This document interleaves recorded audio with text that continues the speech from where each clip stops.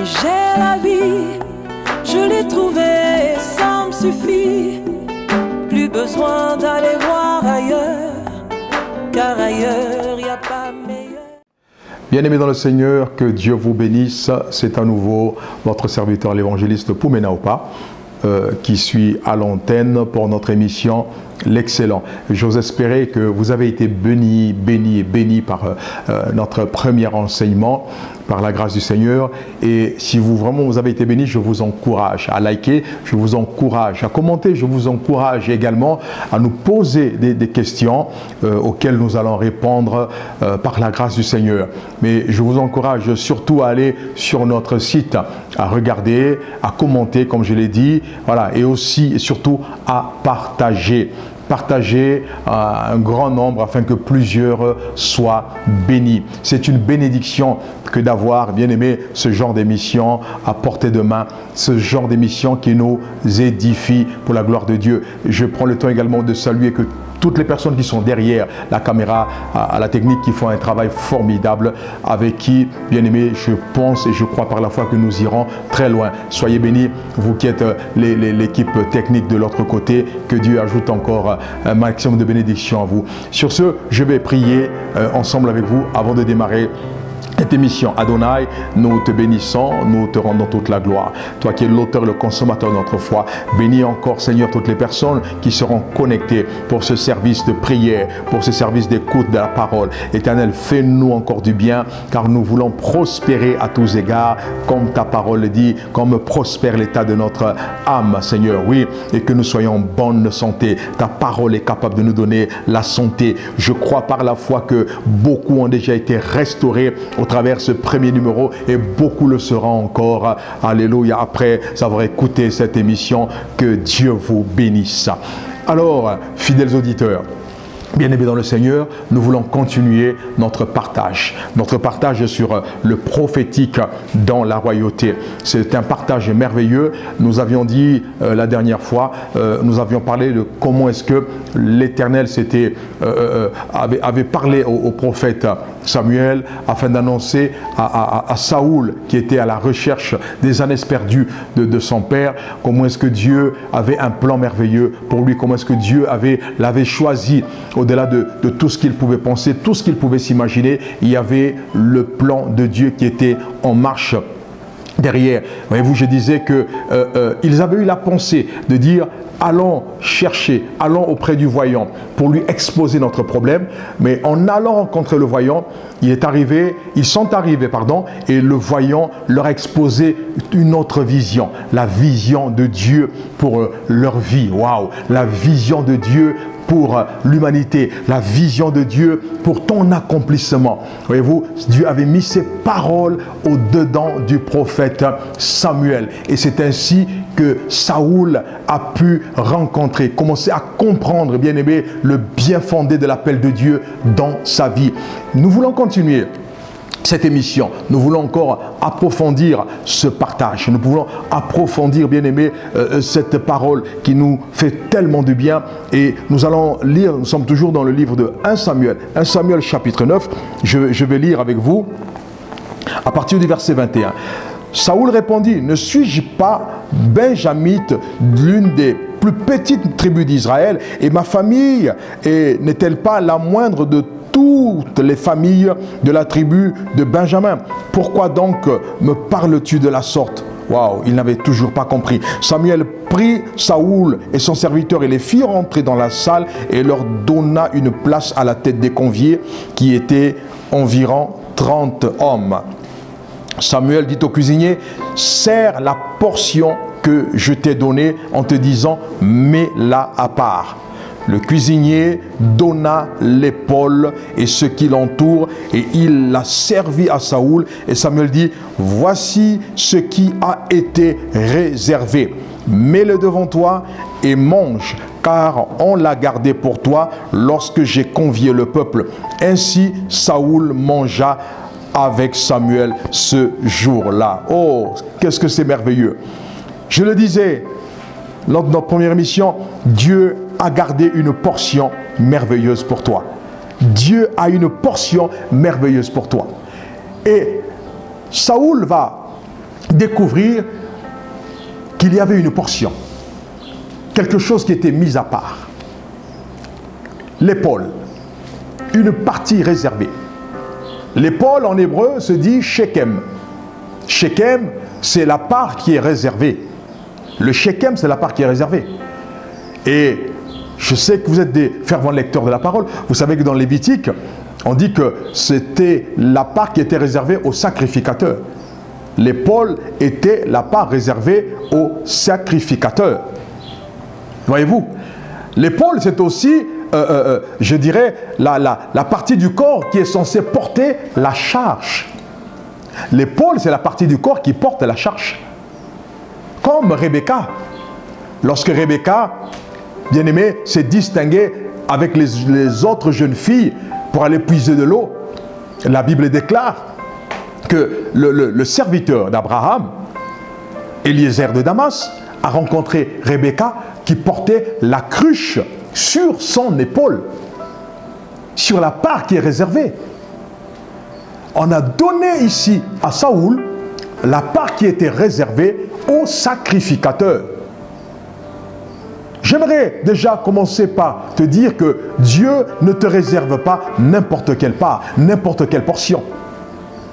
Il y a quelque chose que Dieu a mis à part pour toi. Lorsqu'il t'appelle, il met quelque chose à part. Tu es mis à part pour Dieu et Dieu te donne la meilleure portion qui existe. Dieu ne t'appelle pas, comme certains le pensent, pour te laisser errer, pour te laisser souffrir, pour te laisser vivre je ne sais pas, dans diverses souffrances. Non, Dieu certes te met à l'épreuve, mais Dieu a une part, une portion réservée pour chacun de nous. Et c'est la seconde étape que le prophète va faire découvrir à Saoul. Viens, il y a quelque chose de réservé. Viens, il y a quelque chose qu'on a mis à part pour toi. Est-ce que tu sais ce qui t'est réservé? J'aimerais encore profiter pour te dire, lorsque tu découvres le Seigneur, attends-toi à quelque chose de particulier. Lorsque le Seigneur t'appelle, lorsque le Seigneur s'intéresse à toi, dis-toi d'emblée qu'il a mis quelque chose de particulier pour toi. Quelque chose de réservé. Quelque chose que d'autres n'ont pas. Quelque chose auquel d'autres n'ont pas droit. Et Saoul découvrait qu'il avait déjà la portion des sacrificateurs, de ceux qui étaient appelés à faire le service pour Dieu. Waouh! C'est merveilleux. J'aimerais simplement dire à quelqu'un, c'est merveilleux. Dieu a un plan pour toi. Le livre de Jérémie, chapitre 29, verset 11, nous dit « Je connais les projets que j'ai bâtis pour vous. Je connais la portion que j'ai mis à part pour vous. Projet de bonheur et non de malheur, afin de vous assurer un avenir et une espérance. » Il y a une espérance, il y a un avenir derrière l'appel de Dieu pour toi. Il y a un véritable projet de Dieu lorsqu'il s'intéresse à toi. Je répète, il y a un projet que Dieu a établi pour chacun de nous lorsqu'il nous appelle. Et il est important que nous puissions le découvrir. Il était important que le prophète, le prophétique, fasse découvrir à celui qui était appelé à la royauté, il fallait qu'il lui fasse découvrir les privilèges auxquels il avait droit. Oh, j'aime ça. J'aime ça. Connais-tu tes privilèges? Est-ce que tu connais tes privilèges? Dieu t'appelle et Dieu t'ouvre le champ des possibilités. Dieu t'appelle et il y a des privilèges qui te sont réservés. Dieu t'appelle et il te fait changer ton statut. Dieu t'appelle. Bien-aimé, j'aime cette phrase. Et il t'ouvre l'univers des possibilités. Voilà pourquoi il dit, tout est possible à celui qui croit.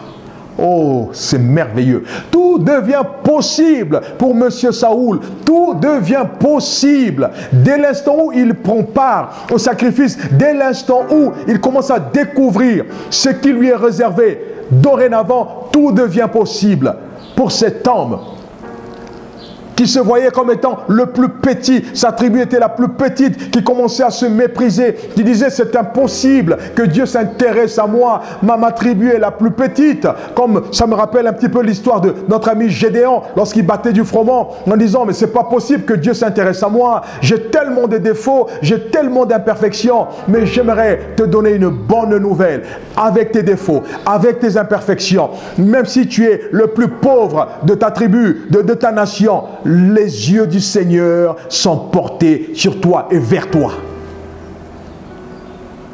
Dieu ne regarde pas comme les hommes regardent. Dieu, bien-aimé, prend garde à l'accomplissement de sa parole. Et nous sommes appelés à découvrir cela. Nous sommes appelés à accepter cela. Nous sommes appelés à nous réjouir par rapport à cette bonne nouvelle. J'aimerais poursuivre un petit peu et pour aller directement au chapitre 10. Samuel prit une fiole d'huile qu'il répandit sur la tête de Saoul.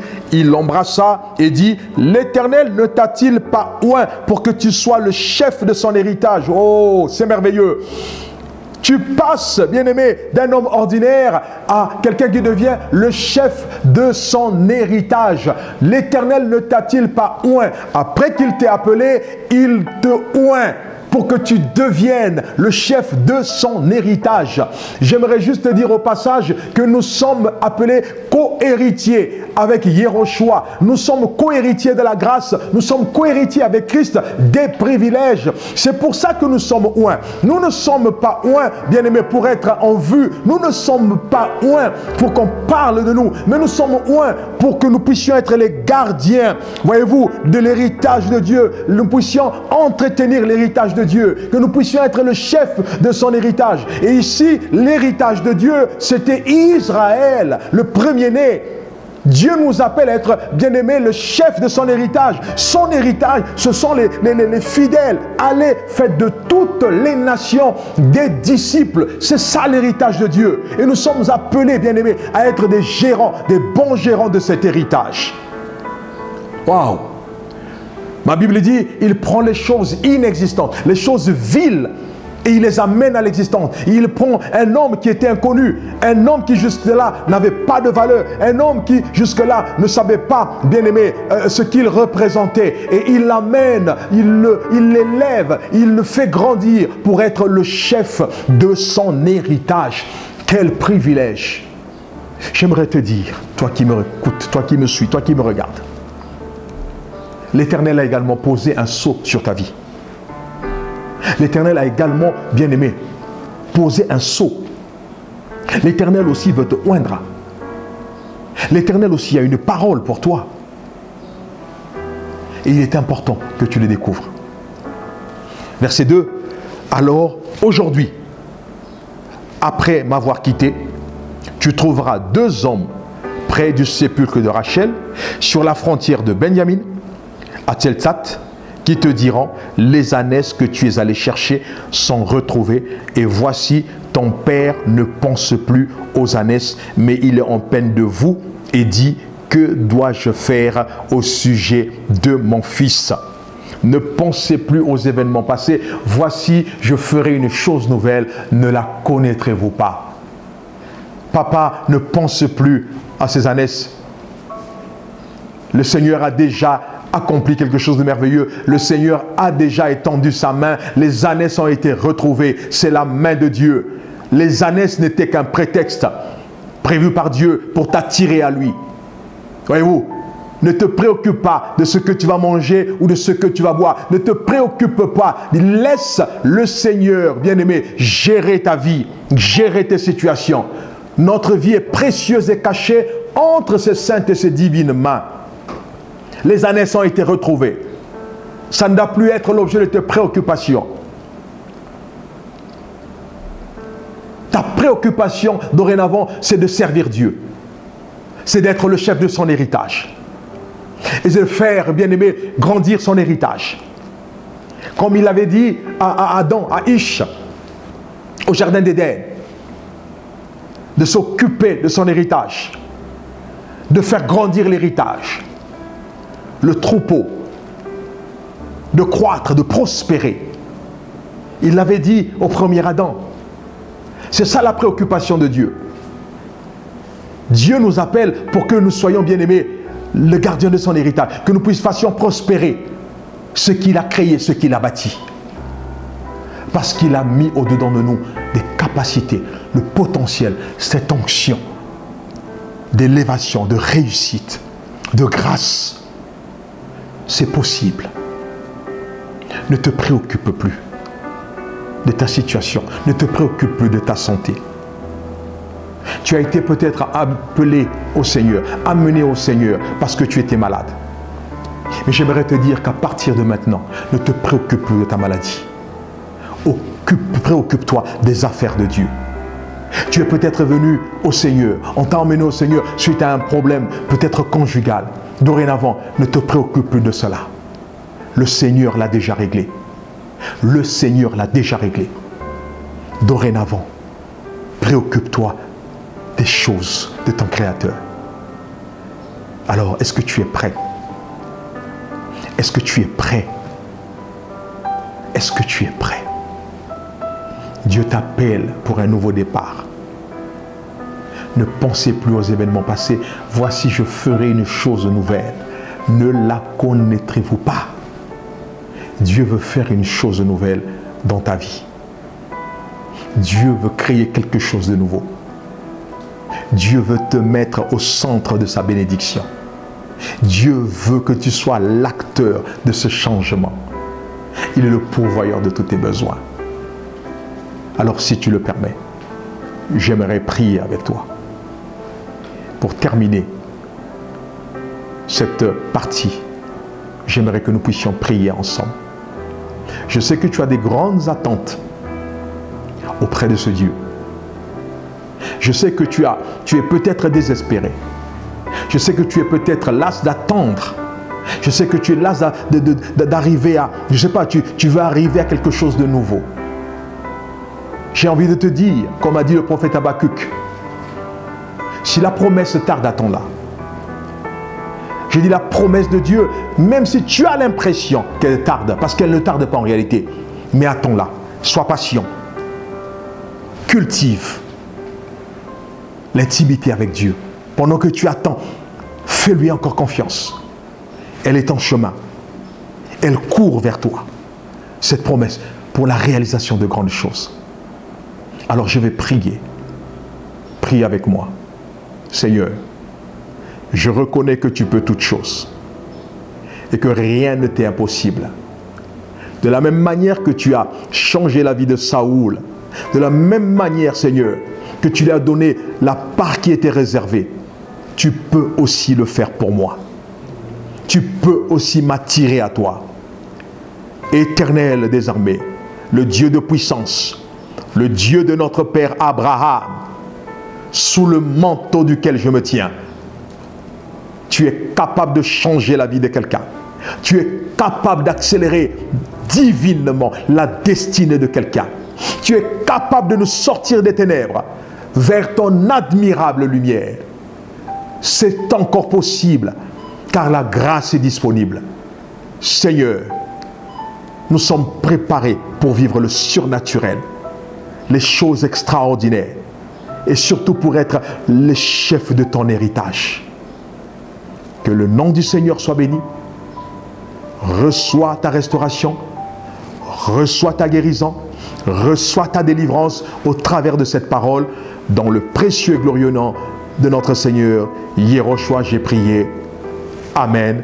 Soyez bénis.